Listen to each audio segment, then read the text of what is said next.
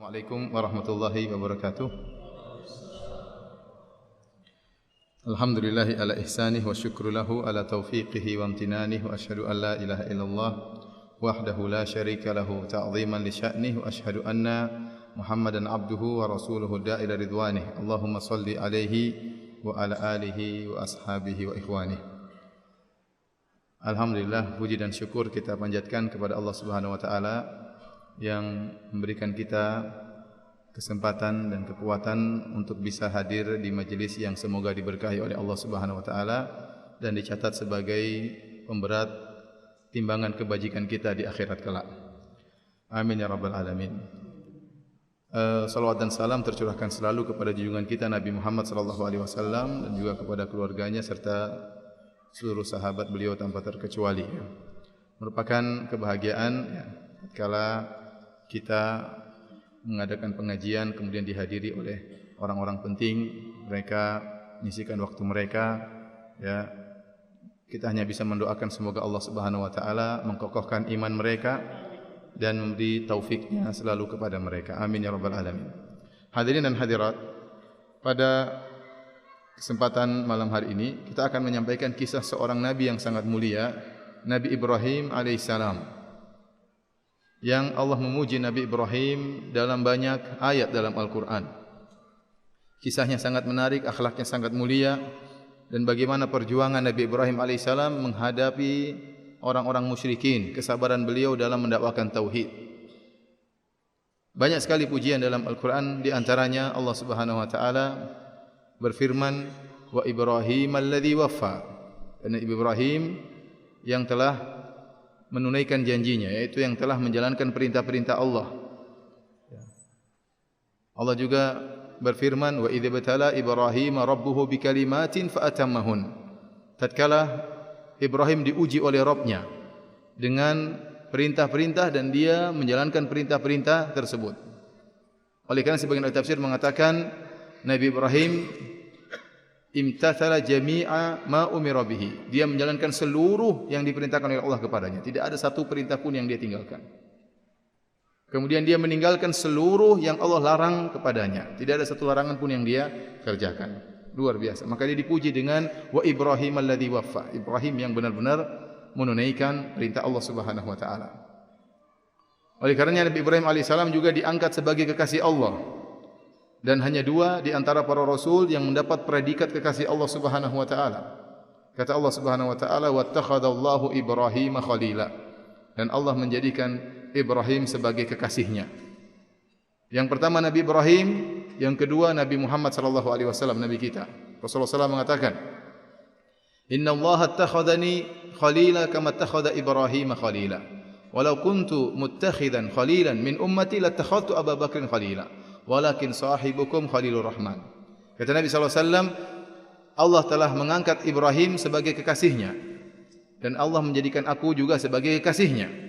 Kalau saya boleh mengambil kekasih dari umatku selain Allah, saya akan angkat Abu Bakar sebagai kekasihku.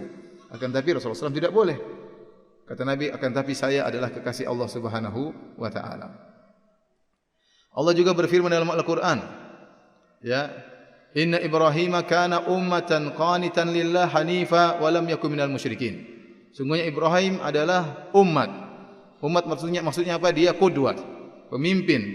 Ya, terkumpul kepadanya banyak keutamaan. Yang keutamaan-keutamaan tersebut biasanya terpencar-pencar dalam beberapa orang, dalam banyak orang, tapi seluruh keutamaan tersebut tergabungkan dalam diri Ibrahim. Makanya disebut dengan umat, seakan-akan dia mewakili banyak orang. Qudwah. Inni ja'iluka lin-nasi imama. Kata Allah, kami akan menjadikan kau seorang imam, wahai Ibrahim. Qanitan lillah, senantiasa taat kepada Allah Subhanahu wa taala. Hanifan, senantiasa condong kepada tauhid, menjauhkan diri dari kesyirikan, wa lam yakun minal musyrikin, dan tidak pernah berbuat kesyirikan. Bagi yang belajar bahasa Arab tentu ngerti. Wa lam yaku di situ adalah fi'il mudhari', tetapi kemasukan huruf lam, dan lam di antara sifatnya adalah harfu qalabin, yaitu huruf yang merubah fi'il mudhari' menjadi fi'il madhi. Sehingga kalau kita terjemahkan dalam bahasa kita, Nabi Ibrahim tidak pernah berbuat kesyirikan. Bukan kita terjemahkan Nabi Ibrahim tidak berbuat syirik, tidak. Tetapi tidak pernah, karena yang dinafikan adalah fi'il madhi, tidak pernah berbuat kesyirikan di masa lalunya. Ya, ini saya tekankan kenapa? Karena sebagian orang menyangka Nabi Ibrahim pernah musyrik, kemudian mencari Tuhan, ya. Nanti kita akan jelaskan itu kesalahpahaman. Kemudian kata Allah Subhanahu wa taala, syakiran li an'umih, senantiasa bersyukur dengan nikmat-nikmat yang Allah berikan kepadanya. Asy-Syaukani rahimahullah dalam Fathul Qadir menjelaskan, an'umih adalah dalam bahasa Arab adalah salah satu sigot dari jam'ul qillah. Jam'ul qillah yaitu lafal jamak yang menunjukkan jamak tersebut jumlahnya 3 sampai 10. 3 sampai 10. Jadi Nabi Ibrahim mensyukuri nikmat-nikmat yang sedikit, ya, yang jumlahnya 3 sampai 10 karena af'ul adalah salah satu dari bentuk jamak qillah. Maksudnya apa? Nabi Ibrahim alaihissalam adalah orang yang sangat bersyukur. Seluruh nikmat yang Allah berikan kepada dia, dia syukuri. Kalau nikmat-nikmat yang kecil dia syukuri, apalagi nikmat-nikmat yang besar. Tidak seperti sebagian kita yang mungkin baru ingat kepada Allah kalau diberi kenikmatan yang besar.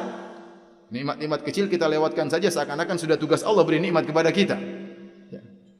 Padahal itu semua karunia dari Allah Subhanahu wa taala. Jadi Nabi Ibrahim bersyukur dengan detail atas nikmat yang Allah berikan kepada dia. Makanya Allah suka kalau seorang hamba senantiasa bersyukur.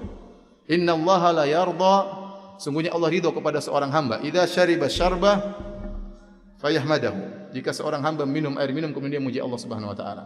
Kalau dia makan makanan maka dia muji Allah Subhanahu wa taala. Allah ridho dengan hamba yang seperti ini, senantiasa bersyukur kepada Allah bahkan terhadap nikmat-nikmat yang dianggap sederhana dan sepele. Nabi Ibrahim alaihissalam mensyukuri seluruh nikmat yang Allah berikan kepadanya. Ijtabahu wa hadahu ila siratim mustaqim. Allah memilih dia, diangkat menjadi seorang rasul dan Allah menunjukkan kepadanya jalan yang lurus. Ya, wa atainahu fid dunya hasanah wa innahu fil akhirati laminas salihin.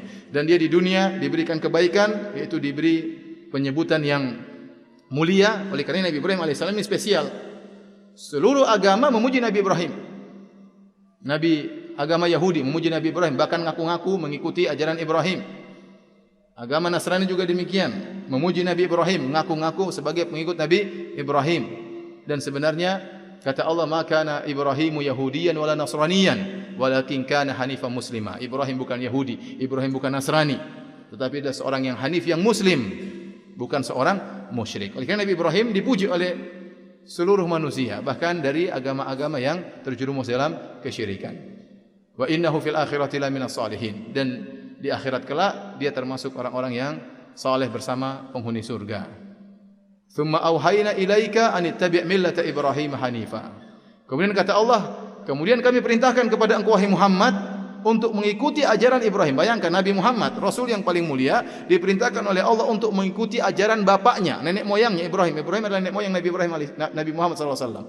Nabi Muhammad disuruh untuk mengikuti ajaran Nabi Ibrahim. Ini menunjukkan Nabi Ibrahim di atas agama yang luar biasa, di atas tauhid yang sangat sempurna. Di antara keistimewaan Nabi Ibrahim alaihissalam juga dalam Al-Quran, Allah menyebutkan Nabi Ibrahim adalah orang yang sangat pemaaf. Makanya Allah mengatakan inna Ibrahim la halimun awwahum munib. Sungguhnya Ibrahim adalah seorang yang sangat halim. Halim itu apa? Dzu khuluqin hasan wa sa'ati sadr. Orang yang berakhlak mulia, kemudian dadanya lapang, wa adamul ghadab, tidak suka marah-marah. Kapan Allah menyebutkan sifat Nabi Ibrahim ini? Tatkala malaikat datang kepada Nabi Ibrahim mengabarkan bahwasanya mereka akan menurunkan azab kepada kaum Nabi Lut. Kata Allah, "Falamma dhahaba an Ibrahim ar-ra'u wa ja'atuhu al-bushra yujadiluna fi qaumi Lut." Tatkala Nabi Ibrahim tadinya ketakutan, kemudian hilang rasa takut tersebut, kemudian Allah berikan kabar gembira bahwasanya dia akan punya anak. Setelah dia merasa tenang, yujadiluna fi qaumi Lut. Nabi Ibrahim berdebat dengan para malaikat tentang kaum Nabi Lut. Sebagian ahli tafsir mengatakan, Nabi Ibrahim mengatakan, kenapa diadab kaum Nabi Lut. Dia kasihan sama kaum Nabi Lut. Ya, dia kasihan. Ya. Makanya Allah mengatakan inna Ibrahim la halimun. Sungguhnya Ibrahim adalah halim, tidak suka marah, pemaaf. Bayangkan, nanti kita akan sebutkan, dia dibakar oleh kaumnya, dia tidak berdoa kepada Allah untuk menghancurkan kaumnya. Dia diusir oleh bapaknya, dia pergi dengan penuh ketenangan. Dimusuhi oleh seluruh kampungnya, dimusuhi oleh seluruh negerinya, dia tidak berdoa agar dihancurkan oleh Allah Subhanahu wa taala. Dia sabar, diusir pergi. Tidak mudah emosi Nabi Ibrahim alaihissalam. Kemudian di antara sifatnya adalah sangat dermawan. Allah sebutkan bagaimana Nabi Ibrahim sangat memuliakan tamu. Dalam surat Az-Zariyat kata Allah Subhanahu wa taala, "Wa hal ataka haditsu dhaifi Ibrahim al-mukramin idh dakhalu alaihi faqalu salaman." Qala salamun qaumun munkarun. Ya, tatkala malaikat-malaikat datang dengan menjelma menjadi manusia. Dan Nabi Ibrahim tidak mengerti ternyata malaikat-malaikat tersebut manusia, saking sempurna penjelmaannya. Malaikat datang bertamu di rumah Nabi Ibrahim, kemudian mereka berkata salam. Kata Nabi Ibrahim, salamun qaumun munkarun, keselamatan kepada kaum yang saya tidak kenal. Ini siapa ini? Saya tidak kenal. Ternyata malaikat Jibril, Mikail dan beberapa malaikat menjelma menjadi manusia. Tidak pernah kenal sebelumnya. Tapi apa kata Allah Subhanahu wa taala? Faragha ila ahlihi faja'a bi ajlin samin. Karena ada tamu datang dia muliakan. Segera diam-diam dia pergi ke rumah keluarganya, lantas dia menyembelih sapi yang gemuk. Dalam rangka memuliakan tamu yang tidak pernah dia kenal sebelumnya. Ingat ya, Ibrahim tidak nyemplok telur ya anda. Tapi dia menyembelih sapi gemuk. Untuk memuliakan apa? Tamu. Sudah dihidangkan, faqarrabahu ilaihim, qala ala ta'kulun. Dihidangkan ternyata malaikat tidak makan karena mereka bukan manusia. Jadi lihat bagaimana akhlak Nabi Ibrahim alaihissalam yang sangat mulia. Taib, dalam hadis juga Rasulullah SAW dalam Sahih Al-Bukhari Rasulullah SAW mengatakan, innakum mahsyuruna yaumal qiyamati hufatan uratan gurlan. Kalian akan dibangkitkan oleh Allah di padang mahsyar dalam kondisi hufatan, tidak memakai alas kaki, uratan, tidak berpakaian, gurlan, belum disunat. Kemudian Nabi membacakan firman Allah, kama bada'na awwala khalqin nu'idu wa'dan alaina. Sebagaimana kami ciptakan manusia dari awal, kami ulangi lagi penciptaannya. Manusia dilahirkan dari perut ibunya dalam kondisi tidak pakai alas kaki, dalam kondisi tidak berpakaian, dalam kondisi belum disunat, tidak bawa apa-apa. Demikian tatkala mereka dibangkitkan dari kuburan mereka, juga demikian kondisinya. Kemudian kata Nabi SAW, awwalu man yuksa Ibrahim. Yang pertama kali dipakaikan baju adalah Ibrahim alaihissalam. Zahirnya Nabi Ibrahim lebih dahulu dipakaikan baju daripada Nabi Muhammad sallallahu alaihi wasallam. Zahirnya demikian. Oleh karenanya Ibnu Hajar rahimahullah dalam Fathul Bari menyebutkan hadis ini menunjukkan ada keistimewaan Ibrahim alaihissalam lebih daripada Nabi Muhammad sallallahu alaihi wasallam dalam sisi ini. Namun secara total Nabi Muhammad sallallahu alaihi wasallam lebih mulia daripada Nabi Ibrahim. Namun dalam sisi ini Nabi Ibrahim lebih dahulu dipakaikan pakaian oleh Allah Subhanahu wa taala. Apa hikmahnya? Kata Ibnu Hajar rahimahullahu taala, karena waktu Nabi Ibrahim alaihissalam hendak dibakar oleh kaumnya, dibukalah bajunya. Dan dia pernah dibuka bajunya untuk membela tauhid Allah Subhanahu wa taala. Maka dia yang pertama kali diberikan pakaian oleh Allah Subhanahu wa taala. Baik. Masih banyak keutamaan-keutamaan Nabi Ibrahim, tapi kita cukupkan sampai di sini saja. Ya, intinya sampai-sampai Allah Subhanahu wa taala, Rasulullah SAW mengajarkan kita untuk bersalawat kepada Nabi dengan berdoa, Allahumma salli ala Muhammad wa ala ali Muhammad kama sallaita ala Ibrahim wa ala ali Ibrahim innaka Hamidum Majid. Wa barik ala Muhammad wa ala ali Muhammad kama barakta ala Ibrahim wa ala ali Ibrahim innaka Hamidum Majid. Ya Allah, curahkanlah salawatmu kepada Muhammad dan keluarga Muhammad sebagaimana kau curahkan kepada Ibrahim dan keluarga Ibrahim. Ini menunjukkan Ibrahim dan keluarganya adalah hamba-hamba yang mulia. Baik, kita akan menjelaskan tentang kisah Nabi Ibrahim alaihissalam berdasarkan ayat-ayat Al-Quran. Ibrahim alaihissalam bukanlah orang Arab.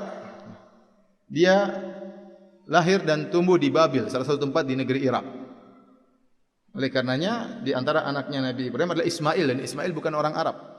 Dalam Sahih Al-Bukhari, Ismail tumbuh dan berkembang di kota Mekah. Tatkala dewasa, kata Allah Subhanahu wa taala, tatkala dia bertumbuh berkembang, kata Allah, fata'allamal arabiyyah, maka Ismail belajar bahasa Arab karena dia tinggal sama orang-orang Arab.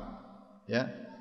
Jadi Ibrahim bukan orang-orang Arab. Nabi Arab cuma 4. Kata para ulama, Nabi Arab cuma 4, yaitu Saleh, kemudian Hud, kemudian Saleh, Syuaib dan Muhammad sallallahu alaihi wasallam. Jadi 4 orang. Saleh, siapa? Hud, Saleh, Syuaib dan siapa? Nabi Muhammad. Selainnya bukan orang Arab. Tapi enggak ada Nabi Indonesia, enggak ada ya. Jangan berharap, enggak ada. Baik.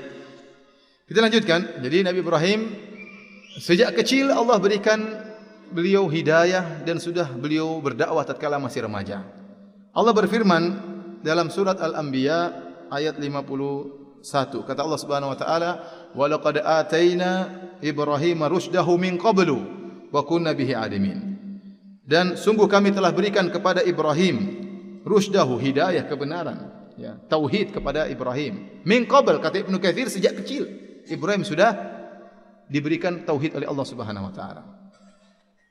Dan oleh karenanya Nabi Ibrahim mulai dakwahnya tatkala dia masih remaja. Dan Nabi Ibrahim alaihissalam bertemu dengan dua jenis masyarakat yang melakukan kesyirikan. Di kampungnya di Babil, beliau bertemu alaihissalam dengan orang-orang penyembah benda-benda bumi, penyembah berhala. Kemudian tatkala beliau diusir kemudian pergi ke negeri Syam, beliau mendakwahi kaum yang menyembah benda-benda langit seperti rembulan, matahari dan bintang-bintang. Jadi dua jenis kesyirikan beliau dapatkan. Beliau mulai dakwah beliau tatkala di Babil, ya. Mulailah beliau mendakwahi ayahnya. Allah sebutkan dalam surat Maryam dan yang lainnya, ya. Ya abati lima ta'budu ma la yasma'u wa la yubsiru wa la yughni anka syai'a.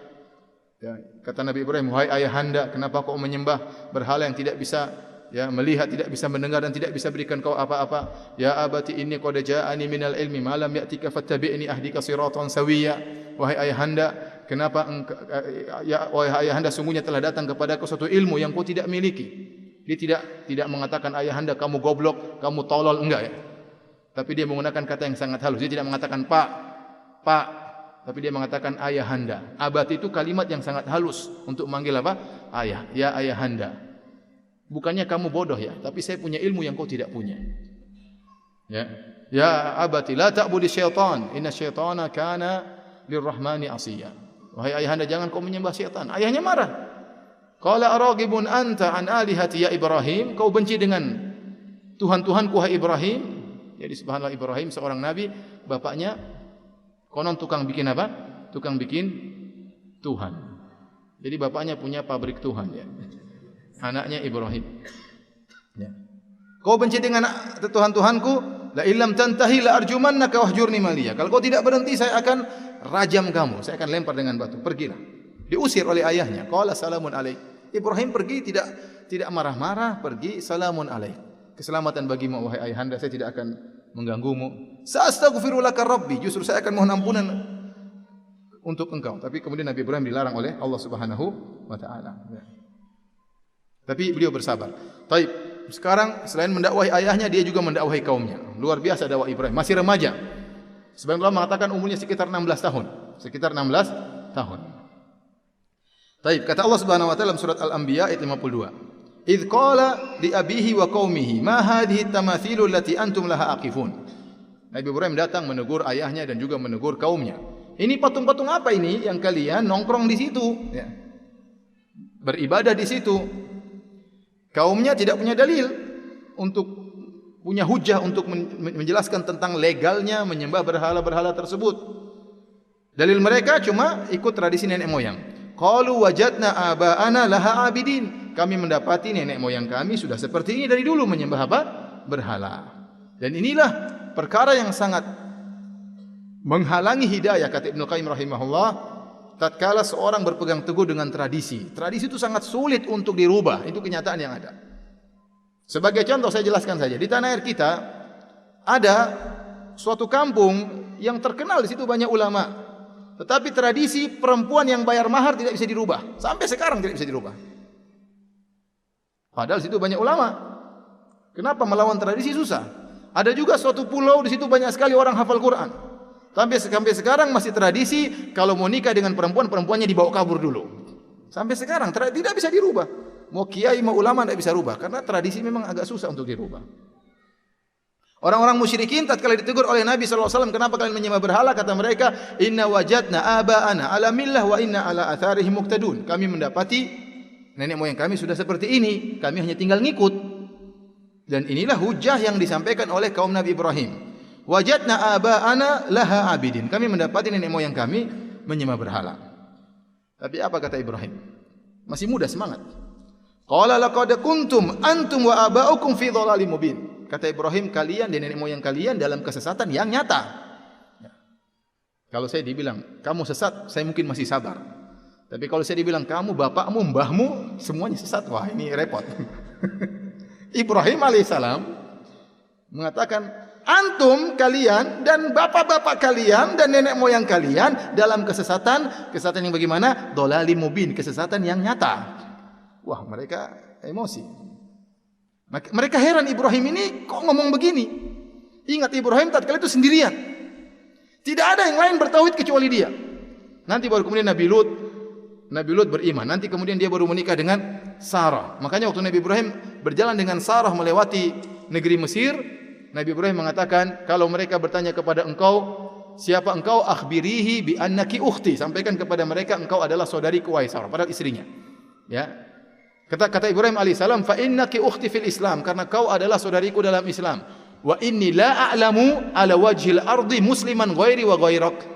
Karena saya tidak tahu di atas muka bumi ini ada muslim yang lain kecuali saya dan kamu. Subhanallah.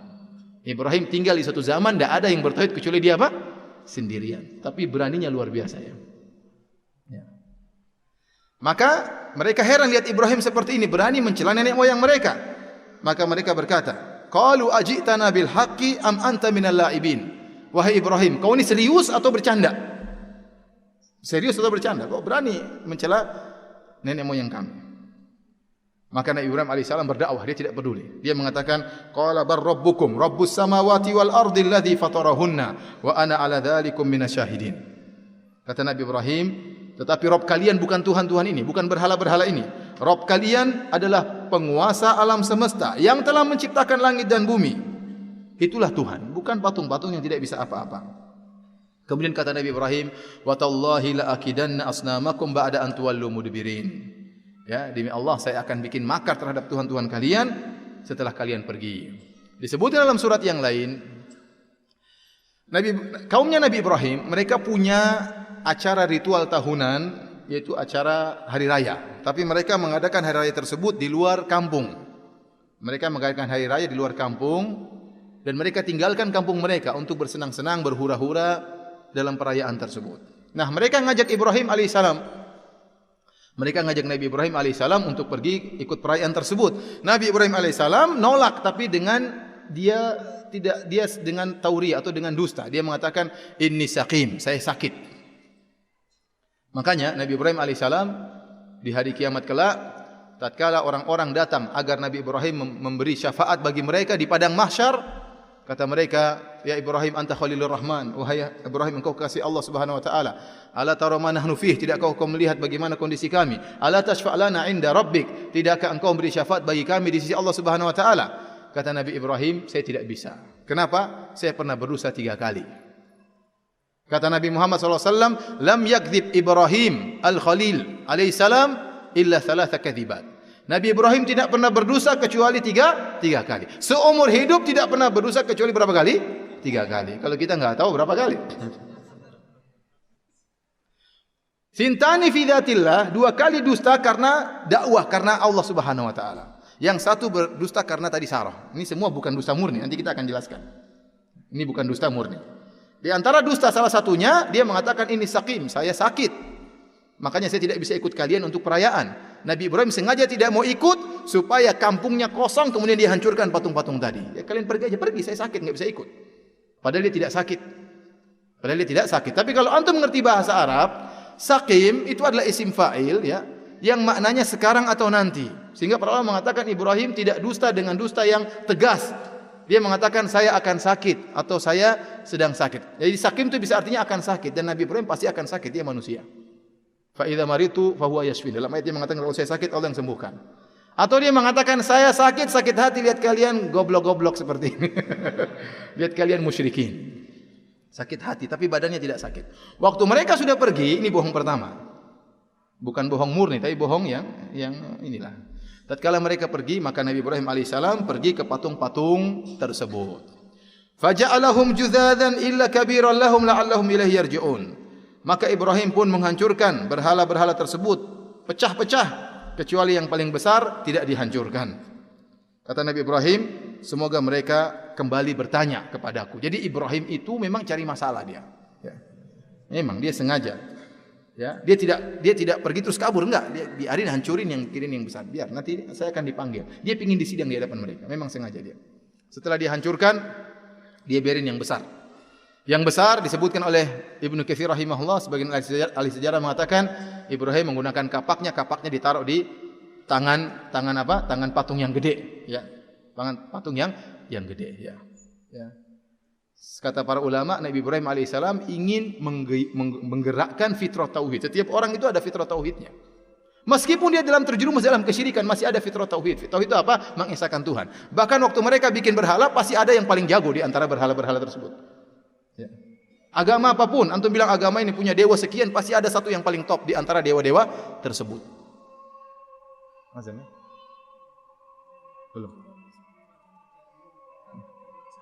Oh iya, kita lanjutkan ya. Maka Nabi Ibrahim alaihissalam membiarkan patung yang besar tersebut tidak dihancurkan, ya. Apa gimana? Terganggu atau tidak? Hah? Ini lama kan? Otomatis ya, saya ngerti. Lama atau sebentar? Berapa menit lagi azan? 5 menit ya, kita berhenti aja dulu ya. Nanti insya Allah habis sholat kita lanjutkan ya. Tidak apa-apa insya Allah. Demikian saja para hadirin dan hadirat. Insya Allah kita lanjutkan setelah sholat isya berjamaah. Assalamualaikum warahmatullahi wabarakatuh.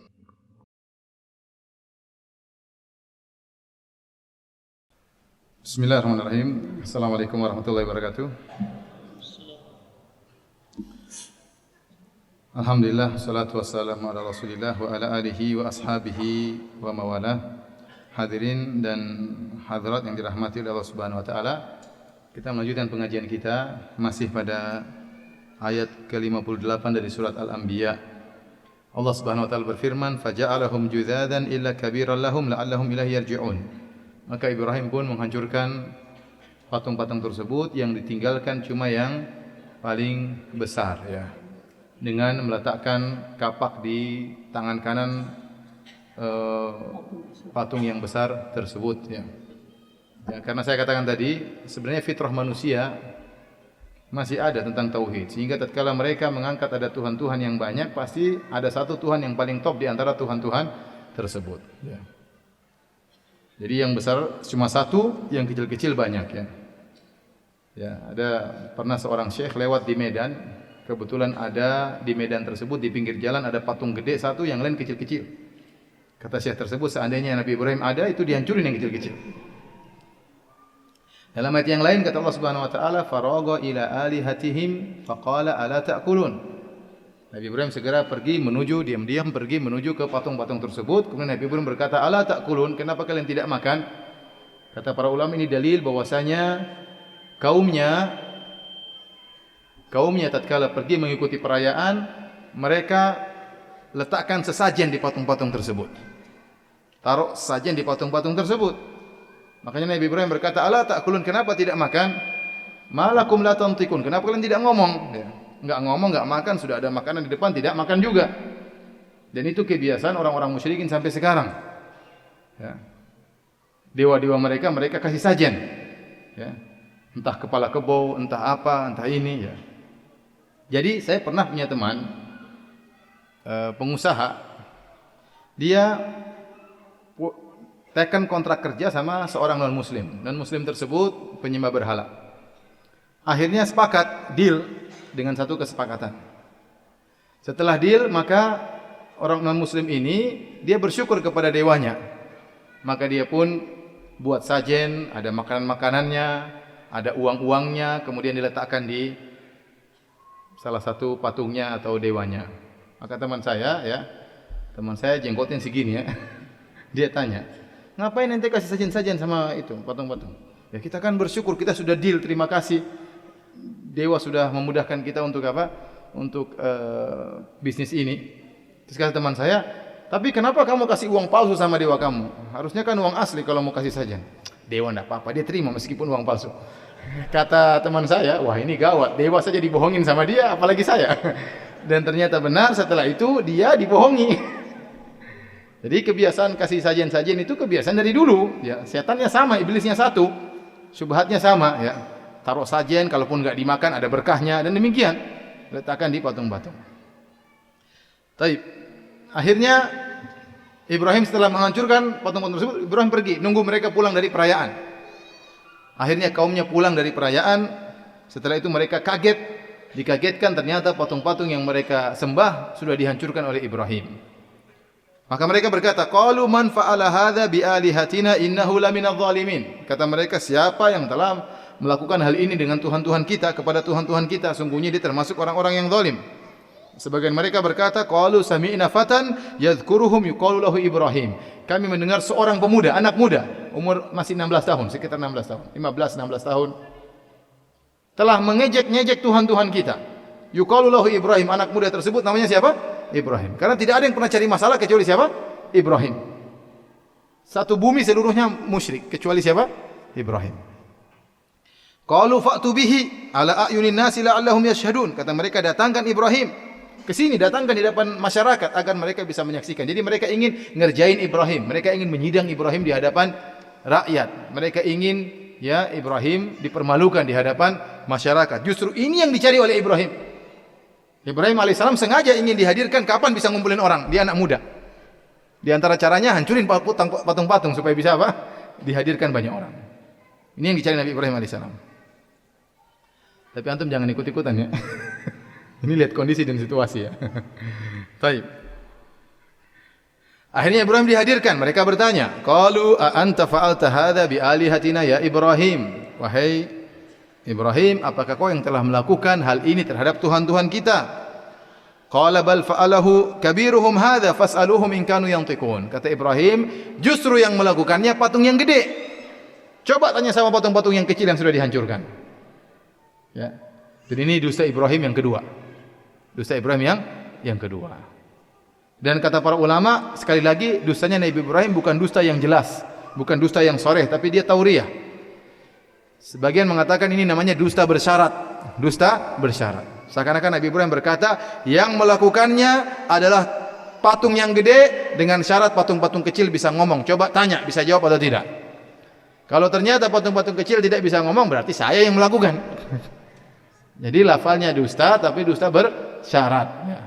Sama seperti seorang mengatakan ada sebuah patung di suatu tempat, patung syekh, patung wali, kalau kamu panggil dia, dia akan noleh kepalanya begini patungnya. Kalau dia dengar ya. Tapi masalahnya dia tidak bisa dengar, makanya enggak pernah noleh ya. Jadi ada syaratnya. Patung ini yang menghancurkan, kalau patung-patung bisa kecil bisa ngomong.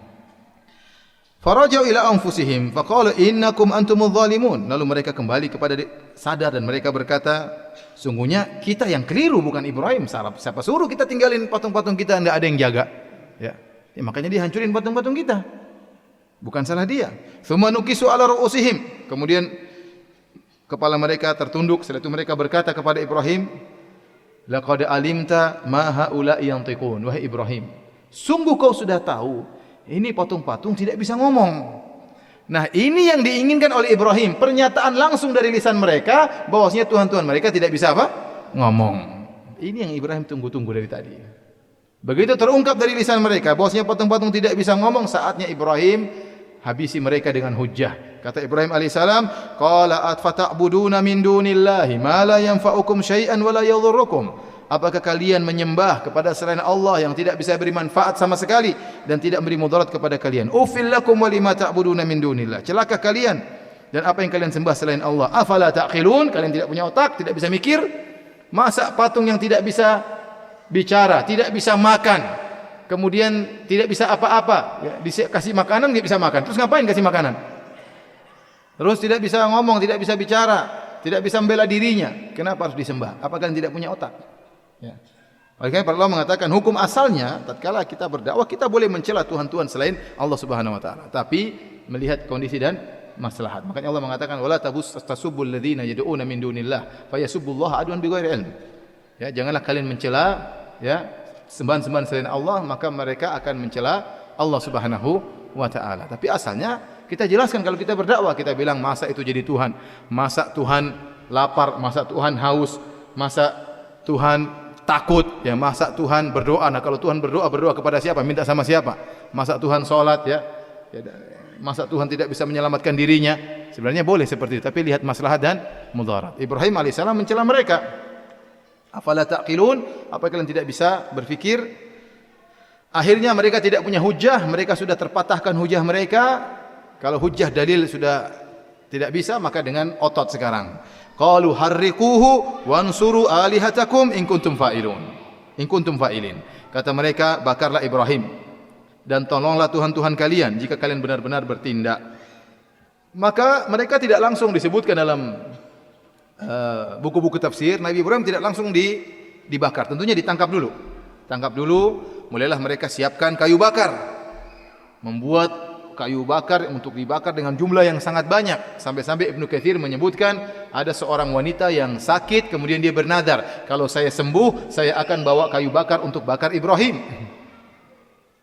Sampai terkumpulkan begitu banyak kayu yang siap dibakar. Lalu dibakarlah. Timbullah lautan api yang begitu luar biasa. Ya, disebutkan tidak ada api yang paling besar di zaman tersebut kecuali api yang untuk bakar siapa? Ibrahim. Lantas mereka pun ingin melemparkan Ibrahim dalam lautan api tersebut. Nah, kalau mereka melempar begitu saja Nabi Ibrahim alaihissalam, mereka takut Nabi Ibrahim akan kabur. Maka mereka harus melemparkan ke tengah lautan api. Bagaimana caranya? Mereka menggunakan manjanik. Manjanik semacam ketapel raksasa. Lantas Nabi Ibrahim alaihissalam diletakkan ketapel tersebut, kemudian dilemparkan ke tengah lautan api tersebut. Disebut dalam hadis, dalam riwayat, tatkala Ibrahim di atas lautan api, maka dia berkata, hasbunallahu wa ni'mal wakil. Cukuplah Allah sebagai penolongku dan dia sebaik-baik penolong. Subhanallah, ini zikir diucapkan oleh Nabi Ibrahim. Dan kita banyak mengucapkan zikir ini.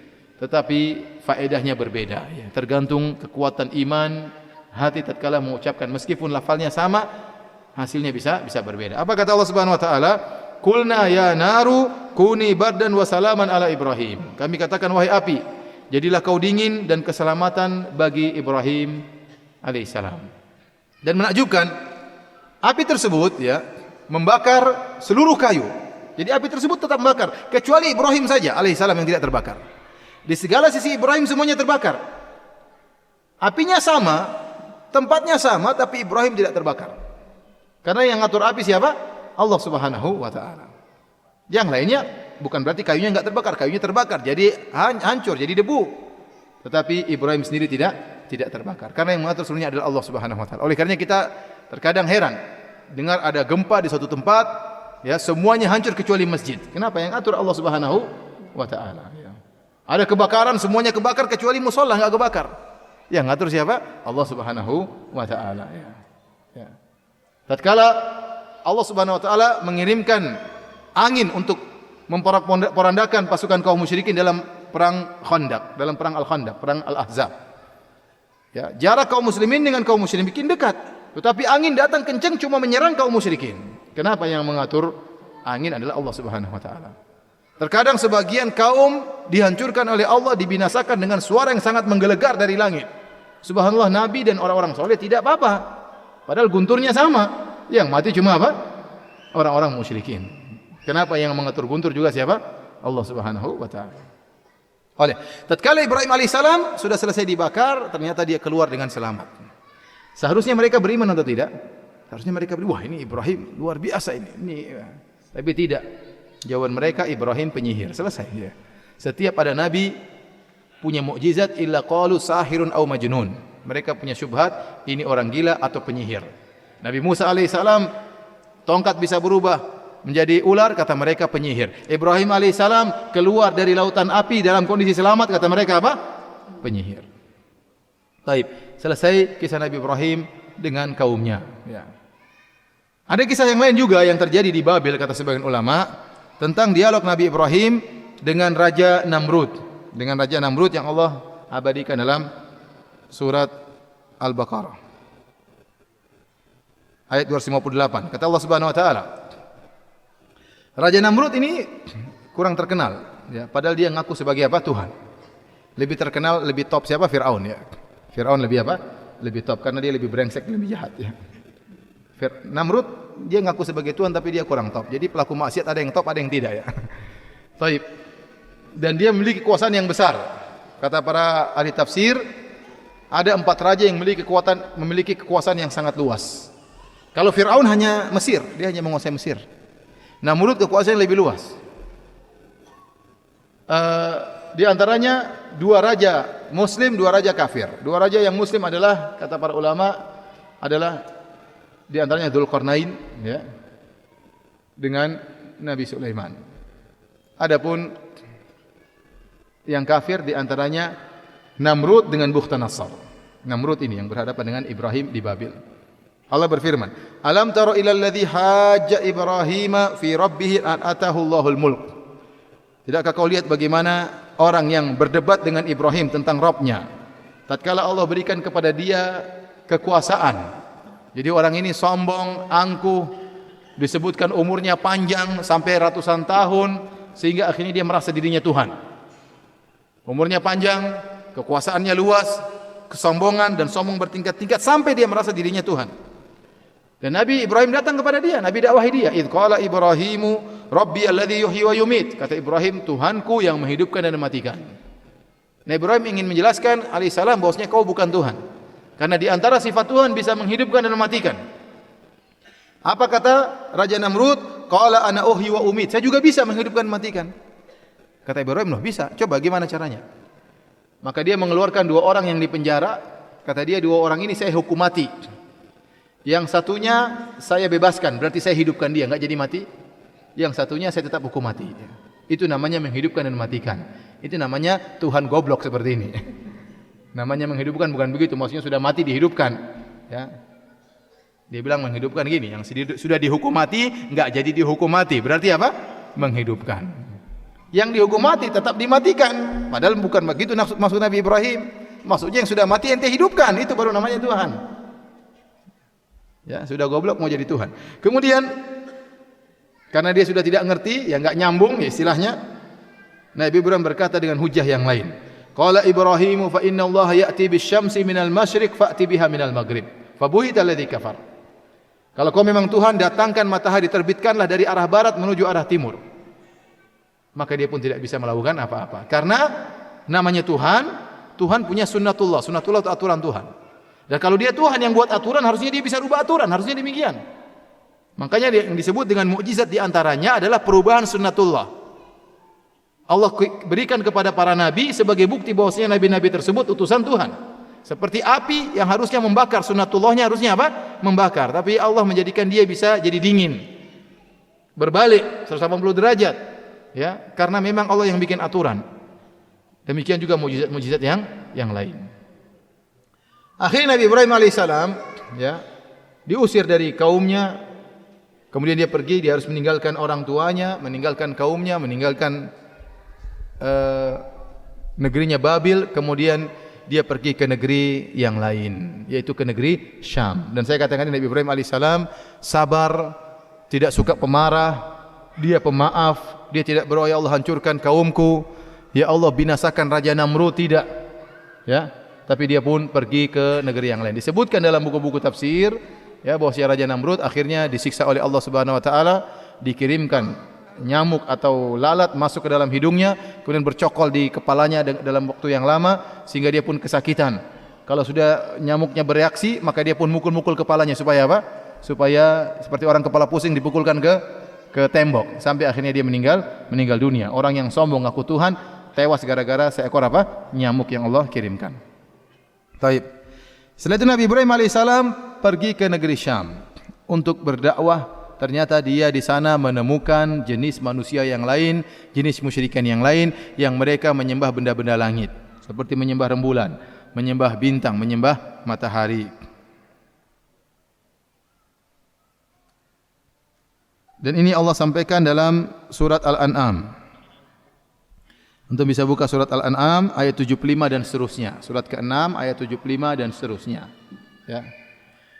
Disebutkan ahli tafsir seperti Ibnu Katsir menyebutkan dalam Qasasul Anbiya dan juga dalam tafsirnya, Ibrahim alaihissalam menikah dengan Sarah di negeri Syam.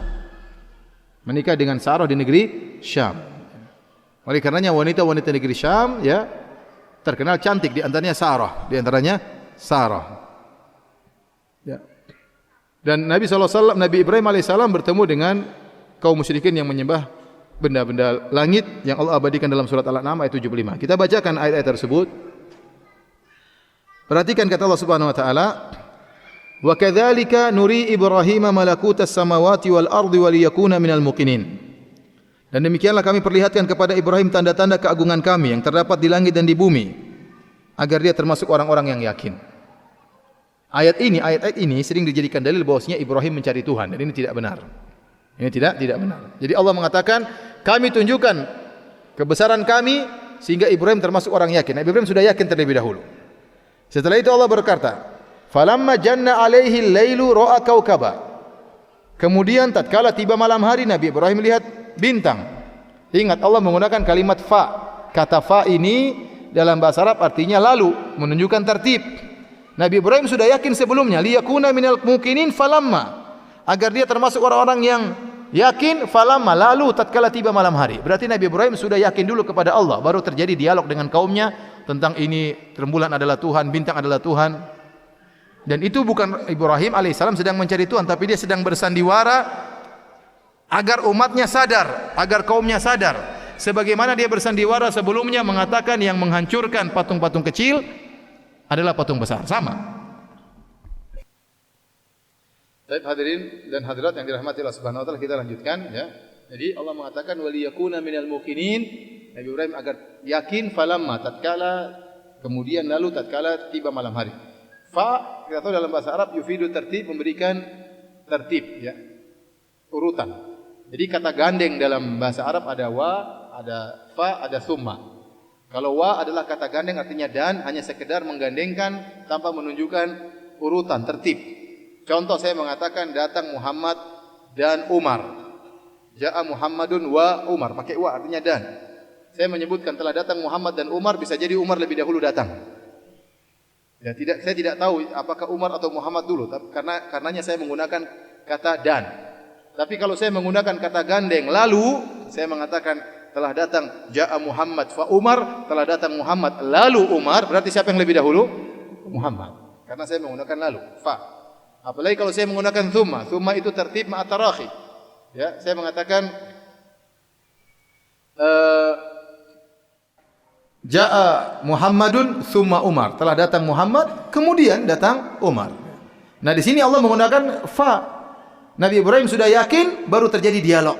Ini menunjukkan Nabi Ibrahim tidak sedang mencari Tuhan, tapi dia sedang berdialog. Makanya Ibnu Katsir rahimahullah berkata dalam tafsirnya, lam yakun Ibrahimu alaihissalam nadhiran wa innama kana munadhiran.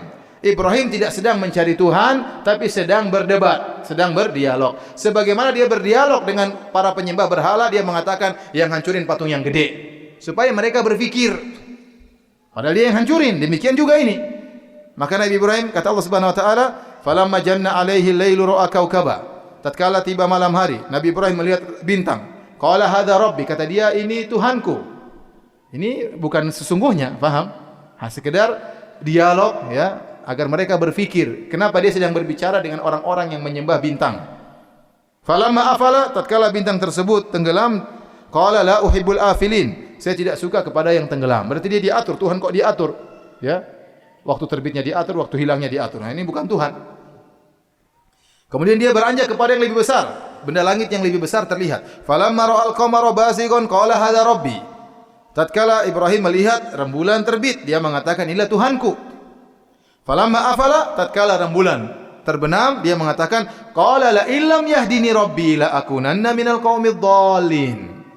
Kalau Rabbku tidak beri petunjuk kepadaku, maka sungguh-sungguh aku termasuk orang-orang yang sesat. Ya, ini berarti dia tidak sedang mencari Tuhan. Dia sudah tahu, saya tidak menyembah rembulan. Kenapa? Karena Tuhanku memberi apa? Petunjuk kepadaku. Saya ulangi kata Nabi Ibrahim, la illam yahdini rabbi.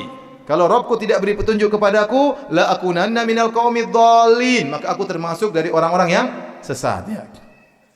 Ingat ya, dhalin, kalau imam baca ayat ini jangan antum bilang amin ya, jangan. Karena saya pernah di Masjid Nabawi habis ceramah, salat bersama jamaah Indonesia, imam pas baca ayat ini. La akunanna minal qaumidh dhalin. Orang Indonesia serentak, amin. Kayaknya sudah di setel otomatis. Pokoknya ada dhalin amin, padahal tidak semua dhalin amin. Orang-orang Arab saya enggak dengar, yang dengar Indonesia dong. Saking khusyuknya, tot amin. Antum jangan ya. Kemudian Nabi Ibrahim lanjutkan, falamma ra'a asy-syamsa, kata Allah, falamma ra'a asy-syamsa bazighatan, qala hadza rabbi. Tatkala Ibrahim melihat matahari terbit, qala hadza rabbi, ini Tuhanku. Hadza akbar, ini lebih besar. Falamma afalat, tatkala matahari terbenam, qala ya qaumi inni bari'um mimma tusyrikun. Ya kaumku, aku berlepas diri dari kesyirikan yang kalian lakukan. Jadi ingat, Ibrahim tidak sedang mencari Tuhan. Tadi saya katakan, Allah mengatakan lam yakum minal musyrikin. Ibrahim tidak pernah syirik sama sekali. Tidak pernah syirik sama sekali. Kalau dia pernah mencari Tuhan, berarti sebelumnya dia musyrik. Atau sebelumnya dia ateis, kemudian dia mencari Tuhan. Ini tidak pernah terjadi pada Ibrahim. Lam yakum minal musyrikin. Dia tidak pernah musyrik di satu zaman pun, tidak pernah. Dia sudah memiliki fitrah ada Tuhan, dan kemudian Allah jadikan dia seorang nabi. Kemudian kata Nabi Ibrahim, inni wajjahtu wajhiya lilladzi fatara samawati wal arda hanifa wa ma ana minal musyrikin. Nabi Ibrahim dakwahi mereka, aku menghadapkan diriku dan wajahku kepada pencipta langit dan bumi. Ya, bukan benda-benda langit yang harus kalian sembah, adalah pencipta langit dan isinya. Kalian menyembah rembulan, kalian menyembah bintang, kalian menyembah matahari. Yang itu bukan Tuhan. Yang Tuhan itu yang menciptakan langit dan segala isinya. Wa ma ana minal musyrikin. Dan aku bukan termasuk orang-orang musyrik. Kata Allah, wa hajjahu qaumuhu. Kaumnya debat sama dia. Didebat Ibrahim. Debat sama orang musyrikin. Ngeyel mereka. Kata Ibrahim, qala atuhajjuni fillahi wa qad hadan. Kalian ingin mendebatku terhadap tentang Allah, padahal Allah telah beri petunjuk kepadaku. Wala akhafu ma tusyrikuna bihi illa ayyasha rabbi syai'a. Dan aku tidak takut dengan kesyirikan kalian. Aku tidak takut dengan sembahan-sembahan kalian. Ya.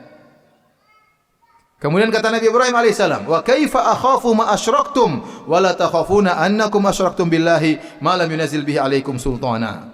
Bagaimana saya takut dengan Tuhan-Tuhan kalian, sementara kalian tidak takut berbuat syirik kepada Allah Subhanahu wa taala yang tidak ada dalilnya sama sekali. Fa ayyul fariqaini ahaqqu bil amni in kuntum ta'lamun. Harusnya siapa yang merasa aman, saya atau kalian, yang bertauhid atau yang berbuat kesyirikan, kalau kalian mengetahui. Kemudian kata Allah Subhanahu wa taala, alladzina amanu wa lam yalbisu imanahum bidzulmin ulaika lahumul amnu wa hum muhtadun. Justru orang yang bertauhid, yang tidak pernah mencampurkan tauhidnya dengan kesyirikan, itulah yang mendapatkan keamanan. Jadi rupanya kaum Nabi Ibrahim alaihissalam, kaumnya penyembah benda-benda langit tadi, mengancam Ibrahim. Hei Ibrahim, hati-hati kamu, kualat kamu. Ya. Ditakut-takuti Nabi Ibrahim, dan demikianlah kebiasaan orang-orang musyrik. Oleh karenanya Allah sebutkan Nabi Hud pun demikian. Nabi Hud alaihissalam diancam oleh kaumnya. Ya. Kata mereka, ya, wa ma nahnu bitariki alihatina an qaulik wa ma nahnu laka bimu'minin. In naqulu illa taraka ba'du alihatina bisu'. Qala inni usyhidullah wa asyhadu anni bari'um mimma tusyrikuna min duni fakiduni jami'an thumma la tunzirun. Inni tawakkaltu 'ala Allahi rabbi wa rabbikum. Kata mereka, wahai Hud, kau ngomong apapun, ma ji'tana bi bayyinah. Kau tidak datangkan dalil, kata mereka. Padahal itu dalil yang benar. Kata kaumnya, wahai Hud, kaum Ad, kami tidak akan beriman dengan engkau. Dan kami tidak akan meninggalkan sembahan-sembahan kami gara-gara dakwahmu. Dan kami ingatkan, inna qulu illa taraka ba'du ahli tanbisu. Hati-hati kau Hud. Kau mencela-cela Tuhan kami, kau akan kualat terkena keburukan dari sebagian Tuhan-Tuhan kami. Kata mereka, sebagian Tuhan kami akan marah dan bikin kau kualat wahai Hud. Diancam Nabi Hud. Apa kata Nabi Hud? Dengan penuh keyakinan. Qala inni usyhidullah. Saya persaksikan Allah sebagai saksi. Wa asyhadu anni bari'um mimma tusyrikuna min duni. Dan kalian bersaksilah, aku berlepas diri dari seluruh sembahan-sembahan kalian. Kemudian kata Nabi Hud, fakiduni jami'an thumma la tunzirun. Kalian seluruhnya kompak, kumpul, bikin saya kualat, ya. Dan jangan tunda-tunda. Subhanallah, Nabi Hud luar biasa imannya. Jadi diancam, nanti sebagian Tuhan kami marah, sebagian dewa kami marah. Suruh dewa kalian kumpul semua. Suruh bikin saya celaka sekarang juga, jangan ditunda-tunda. Ini tawakal 'ala Allahi rabbi wa rabbikum. Saya bertawakal kepada Allah. Jadi ini iman yang luar biasa. Jadi kalau ada orang nakut-nakuti ente, hati-hati Ustaz, nanti ente disantet sama dukun. Seluruh dukun suruh kumpul, suruh santet saya sekarang, jangan tunda-tunda. Tapi saya tidak berani ngomong gitu. Jadi luar biasa. Ya, mereka nakut-nakuti Nabi Hud dan mereka nakut-nakuti Nabi Ibrahim. Dan Nabi Ibrahim berkata, ya, siapa yang harus takut, saya atau kalian? Fa ayyul fariqaini ahaqqu bil amni in kuntum ta'lamun. Siapa yang harusnya merasa aman? Saya atau kalian. Baik. Hadirin Allah Subhanahu wa taala, maka akhirnya mereka tidak beriman. Nabi Ibrahim pun terusir kembali. Ya. Terusir kembali, kemudian dia pun berdakwah di tempat yang lain. Dia pun pergi bersama istrinya yang dia cintai, Sarah. Kemudian berjalan menuju negeri Syam. Dan tatkala beliau berjalan bersama istrinya menuju negeri Syam, beliau melewati negeri Mesir.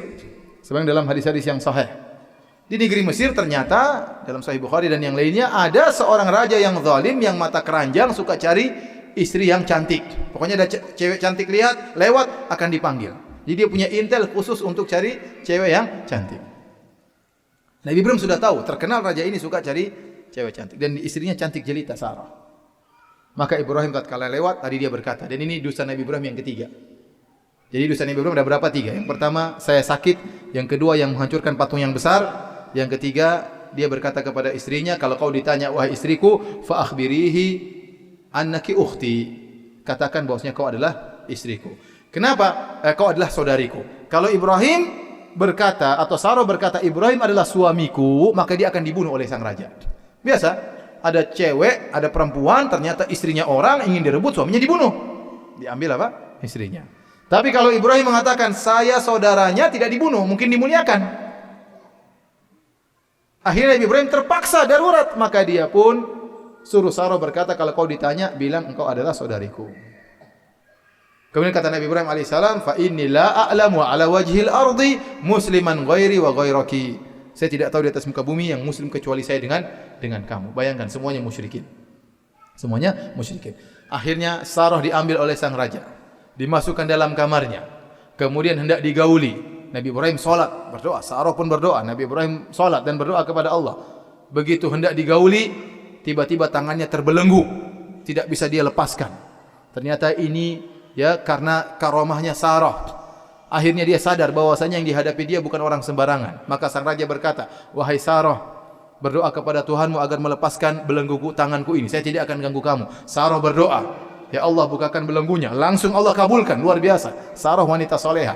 Doa langsung apa? Dikabulkan. Begitu terbuka, ternyata dia berkhianat. Kenapa? Sarah terlalu cantik. Dia tidak kuasa menahan hawa nafsunya. Dia hendak menerkam Sarah kedua kali. Maka terbelenggu dengan lebih kencang lagi daripada sebelumnya. Kemudian dia mengatakan, Sarah berdoalah kepada Tuhanmu.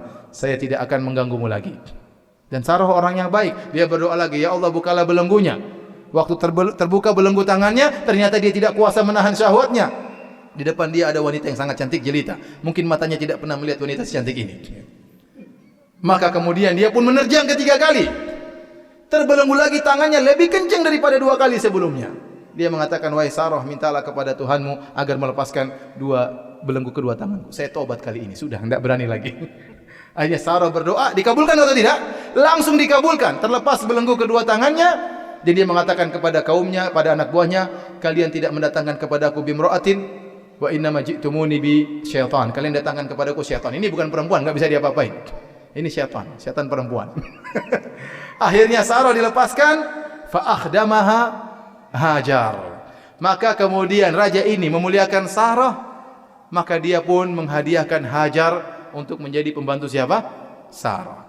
Maka Sarah pulang bertemu dengan suaminya bawa pembantu siapa? Siti Hajar. Maka Hajar pun ikut berjalan bersama Nabi Ibrahim bersama Sarah ke negeri Palestina. Kemudian tinggallah Ibrahim bersama Sarah di sana puluhan tahun. Tidak punya anak, sudah lama menikah dengan Sarah, tidak punya anak, sudah puluhan tahun. Dan namanya seorang lelaki ingin punya anak, ingin punya keturunan. Maka akhirnya Sarah kasihan lihat apa? Suaminya. Suami saya ingin punya anak. Maka dengan niatnya yang tulus, dia bilang kepada suaminya, nikahi saja pembantu saya. Jadi yang punya ide untuk carikan istri kedua siapa? Sarah. Ini sunnah yang terlupakan. Ibu-ibu marah nanti. Lupakan aja katanya. Akhirnya Sarah menyuruh Hajar menikah dengan Ibrahim karena kasihan lihat suaminya. Akhirnya menikahlah Ibrahim dengan Hajar dan tidak ada masalah awalnya. Tidak ada masalah. Kapan timbul masalah? Kapan timbul kecemburuan? Sarah tatkala Hajar punya anak. Wah ini. Tatkala Hajar punya anak, maka Sarah pun cemburu karena ada sesuatu pada madunya yang tidak dia miliki. Oleh karenanya, kata teman saya yang berpoligami, yang praktisi poligami, kalau Anda punya istri 2, jangan pernah cerita apapun yang terjadi pada istri pertama dengan istri yang kedua. Karena dua-duanya memang punya intel untuk mencari saling tahu kabar di antara salah satunya. Ya, enggak usah cerita-cerita. Karena kalau sampai ketahuan pasti ribut, pasti cemburu. Kamu belikan apa dia? Kamu belikan, enggak usah. Ya. Ini salah satu trik, tapi saya tidak melaksanakannya karena istri saya cuma 1 ya. Baik, kita lanjutkan. Akhirnya Hajar pun cemburu, Sarah pun cemburu kepada Hajar. Dan disebutkan dalam Sahih Al-Bukhari, ya. Akhirnya Sarah pun marah kepada Hajar. Ibnu Hajar rahimahullah dalam Fathul Bari, menyebutkan Sarah pernah bersumpah, saya akan memotong 3 bagian dari tubuh Sarah, dari tubuh Hajar. Dari tubuh Hajar. Dia sudah marah. Yang menakjubkan hadirin dan hadirat yang dirahmati oleh Subhanahu wa taala, bagaimana sikap halimnya Ibrahim. Ibrahim alaihissalam sangat pemaaf. Dia tidak marah kepada Sarah. Saya tanya sama antum, Sarah wanita soleha atau tidak? Soleha, lebih soleha daripada kita ini. Ya. Makanya waktu berdoa langsung dikabulkan atau tidak? Langsung dikabulkan. Sarah menemani istrinya Nabi Ibrahim alaihissalam. Tatkala seluruh penduduk dunia semua kafir, Sarah beriman kepada Nabi Ibrahim alaihissalam. Luar biasa solehanya. Tapi kalau sudah untuk masalah madu, ya, masalah istri kedua, istri pertama, ya dia tidak bisa tahan. Dia cemburu kepada Hajar. Sampai dia mengungkapkan kata-kata, saya akan potong 3 bagian dari tubuhnya. Dan Ibrahim alaihissalam tidak marah karena dia tahu istrinya sedang cemburu. Oleh karenanya Ibrahim alaihissalam membawa Hajar untuk pergi dari rumah. Ya. Ibnu Abbas berkata, wanita yang pertama kali ittakhadha mintaqan, yang pertama kali mengambil mintaq, yaitu kain, ya, yang diikatkan di pinggang adalah Ummu Ismail Hajar. Kenapa dia menggunakan mintaq litu'affiya atharaha ala Sarah? Karena dia ingin menghilangkan jejaknya dari kejaran Sarah.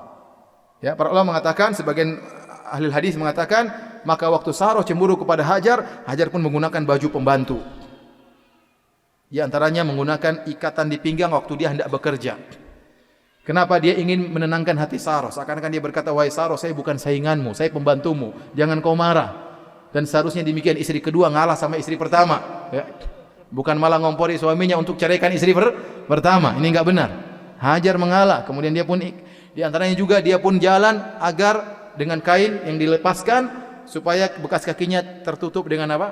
Dengan bekas kain tersebut. Maka dia pun pergi bersama suaminya menuju ke Mekah, ya.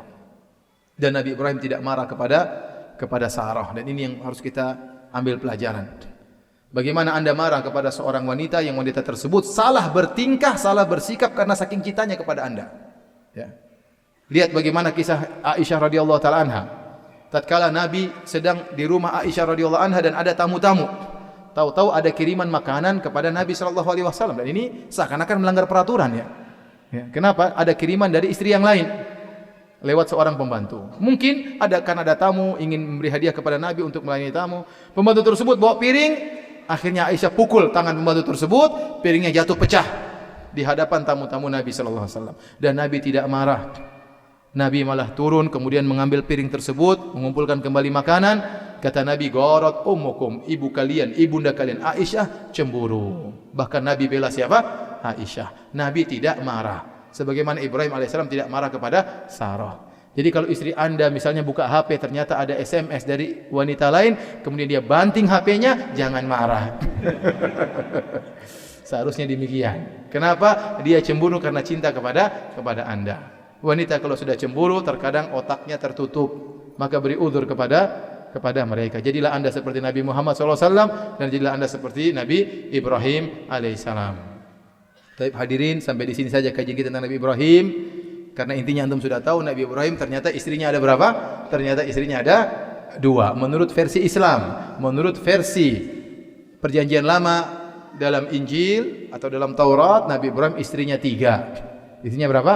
3. Tapi yang datang riwayat yang sahih kepada kita istrinya cuma 2, ya. Dan perjalanan masih panjang, ya. Tapi sampai di sini saja kajian kita. Wallahu taala alam bisawab. Kalau ada yang bertanya maka saya persilahkan. Jazakallah kepada Ustaz Dr. Firanda Anirja LCMA yang telah menyampaikan kajian pada malam ini. Kita masuki sesi tanya jawab, dan sudah ada beberapa pertanyaan, dan mohon maaf nanti seandainya tidak semua bisa dijawab karena waktu, mohon maaf. Dan kami umumkan bagi jamaah Bapak Ibu yang ingin ngunjuk minum, panitia menyediakan di samping masjid ini ada air mineralnya, silakan.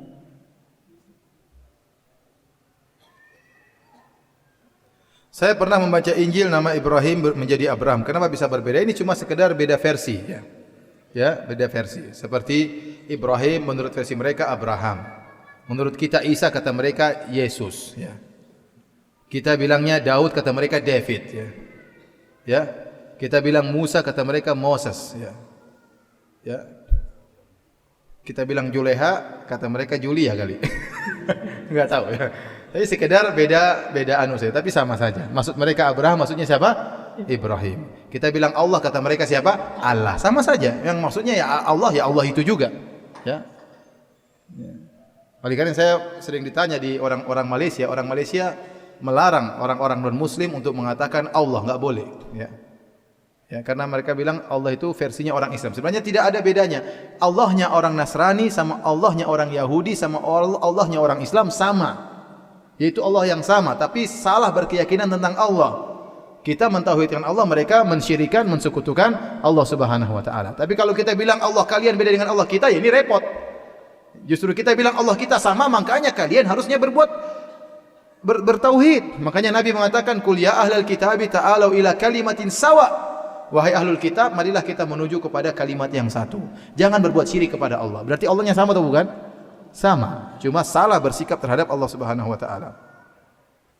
Dalam doa salawat kita senantiasa berdoa agar Allah taala senantiasa memberikan salawat dan rahmat dan keberkahan kepada Nabi Muhammad sallallahu alaihi wasallam dan keluarganya dan keturunan beliau sebagaimana Nabi Ibrahim dan anak keturunannya yang banyak menjadi nabi dan orang-orang saleh. Apakah anak keturunan Nabi sallallahu alaihi wasallam saat ini hingga hari kiamat dijamin kesalehannya sebagaimana anak-anak keturunan Nabi Ibrahim alaihissalam? Jawabannya tidak. Dan ini dijelaskan oleh Imam Syaukani rahimahullahu taala. Perhatikan. Nabi Ibrahim alaihissalam berdoa agar anak-anaknya soleh. Tetapi kata para ulama, yang soleh anak-anaknya langsung. Keturunannya tidak semua soleh. Keturunan Nabi Ibrahim adalah orang-orang Yahudi. Di antara orang Yahudi banyak yang brengsek, itu tidak? Padahal mereka garis keturunannya adalah Ahlul Bait Nabi Ibrahim.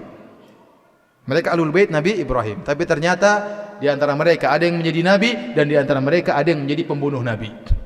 Ya, ini menunjukkan tidak terjamin keturunan anak Nabi Ibrahim semuanya saleh. Ada juga yang tidak saleh. Ya. Demikian juga ya keturunan Nabi Muhammad sallallahu alaihi wasallam, kenyataannya kita dapati tidak semua keturunan Nabi Muhammad sallallahu alaihi wasallam saleh. Ternyata ada juga yang tidak saleh ya. Ternyata ada juga yang tidak saleh. Tetapi seandainya anak-anak Rasulullah SAW keturunannya soleh, maka harus kita hormati. Karena kata Nabi SAW, "Udzakirukumullah fi ahli baiti." Aku ingatkan kalian untuk memperhatikan apa? Menghormati keluargaku. Jadi yang maksum hanyalah Nabi SAW. Adapun keturunannya tidak harus maksum, tidak harus maksum. Ya, di antaranya bukti ada nabi yang lain, anaknya kafir seperti Nuh alaihissalam, anaknya kafir ya. Ustaz, saya murid perbandingan agama. Bagaimana cara menepis tuduhan-tuduhan dari orang-orang Nasrani bahwa kisah-kisah para nabi dalam Al-Quran adalah copy paste dari Alkitab Nasrani? Dan apakah kita punya referensi-referensi lain tentang kisah para nabi, terutama Nabi Ibrahim alaihissalam? Jawabannya secara umum sama, tapi detailnya berbeda. Coba perhatikan, Nabi Harun dalam Al-Quran memuliakan, melarang kaum Yahudi untuk menyembah berhala. Walaqad qala lahum Harunu min qablu ya qaumi innama futintum bih wa inna rabbakumur rahman fattabi'uni. Ya. Kata Harun, wahai kaumku, jangan kalian menyembah patung sapi. Sungguhnya Tuhan kalian adalah Allah Subhanahu wa taala. Kisahnya sama. Dalam Alkitab juga ada, tapi dalam Alkitab Harun ikut serta buat patung sapi. Paham? Sama atau beda? Ada samanya tapi ada bedanya. Kalau kisah yang dalam Al-Quran semuanya memuliakan para nabi. Ya. Semuanya memuliakan para nabi. Ya. Jadi kalau dikatakan copy paste tidak benar. Tapi kalau inti asal ceritanya sama benar karena yang mengutus sama-sama dari Tuhan. Masa Tuhan bikin cerita lain? Tuhan ceritanya sudah terjadi itu yang diceritakan. Tapi versi Anda dengan versi kita lebih mulia versi kita. Ya. Coba kalau antum bicara tentang wanita saja. Wanita dalam versi Injil bagaimana? Ya. Hawa yang merayu Adam untuk akhirnya makan apa?